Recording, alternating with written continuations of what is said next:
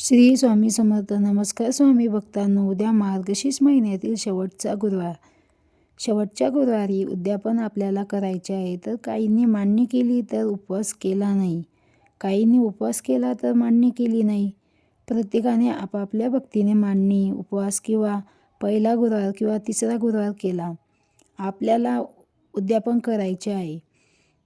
ते कसे करावे हे या व्हिडिओमध्ये आपण बघणार आहोत. मार्गशीर्ष महिन्यातील 4ही गुरुवारी आपण जे कलशावर नारळ ठेवलेले आहेत त्याचं काय करायचं, तर चौथ्या गुरुवारी उद्यापन झालं तर ते नारळ तुम्ही फोडावं आणि घरातील सर्व व्यक्तींना प्रसाद म्हणून द्यावं. आणि कलश मांडलेला असतो त्यामध्ये 1 रुपया व सुपारी टाकलेली असते. तर ती सुपारी आपण कोणत्याही पूजेच्या वेळेला कलश मांडत असतो तर त्या कलशामध्ये ती सुपारी तुम्ही टाकू शकतात किंवा 1 रुपया तुम्ही तुमच्या तिजोरीमध्ये ठेवू शकतात. काही महिलांना काही अडचणीमुळे गुरुवार करायला जमले नाही, तर तुम्ही शेवटच्या गुरुवारी माता लक्ष्मीसोबतच भगवान विष्णूची सेवा करू शकतात, सत्यनारायण करू शकतात. ज्या महिलांना मार्गशीर्ष महिन्यातील गुरुवारी काहीच करायला जमले नाही त्यांनी या सेवा भक्तीने करा.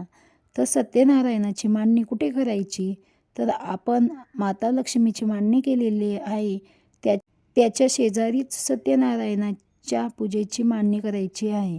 जर तुम्ही पहिला तिसरा गुरुवार नाही केला तरी तुम्ही चौथ्या गुरुवारी पूजेची मांडणी करू शकतात, उद्यापन करू शकतात.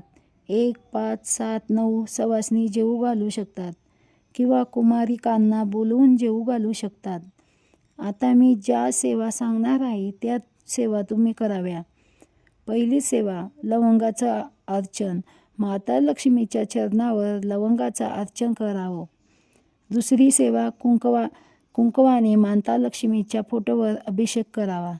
श्रीयंत्रावर कुंकुमार्चन करावं किंवा टाकावर कुंकुमार्चन करावं. 16 वेळा महालक्ष्मी अष्टक पठण करा. 1 वेळा तरी श्रीसूक्त म्हणावं. ज्या घरात रोज श्रीसूक्तचं पठण होतं त्या घरात माता लक्ष्मी वास करत असते. श्रीसूक्त माता लक्ष्मीला अतिशय प्रिय आहे. 1 वेळा म्हणा, 5 वेळा म्हणा, तुम्हाला जमेल तसं म्हणा. माता लक्ष्मीचे बीज मंत्र ओम श्रीम नमः, ओम श्रीम नमः किंवा लक्ष्मी गायत्री मंत्र ओम महालक्ष्मीच विद्महे विष्णुपंथीच धीमहि तन्नो लक्ष्मी प्रचोदयात 1 वेळा किंवा 11 वेळा हा मंत्र म्हणू शकतात. किंवा ओम श्री महालक्ष्मी नमः या मंत्राचा जप करू शकता. जशी सेवा जमेल तशी सेवा तुम्ही करू शकतात. माता लक्ष्मीला भगवान विष्णूची सेवा प्रिय आहे. विष्णू सहस्त्र नाम म्हणावं किंवा घरात लावावं. व्यंकटेश स्तोत्रम 3 वेळा किंवा 5 वेळा तुम्हाला जमेल तसं पठण करू शकतात. करता आणि करविता देवच असतो, तो आपल्याकडून सेवा करून घेत असतो. तुमच्या घरात येणारी कोणतीही स्त्री ही लक्ष्मी स्वरूप आहे, तिचा मानपान करा. माता लक्ष्मीला स्वच्छता प्रिय आहे, सुगंध प्रिय आहे. काही अडचणीमुळे तुम्हाला गुरुवार करायला जमले नाही त्यांनी मी या सेवा सांगितलेल्या आहे त्या सेवा आवर्जून करा. अशीच नवनवीन माहिती पाहण्यासाठी व्हिडिओला लाईक, शेअर, कमेंट आणि चॅनलला सबस्क्राईब करा. धन्यवाद. श्री स्वामी समर्थ.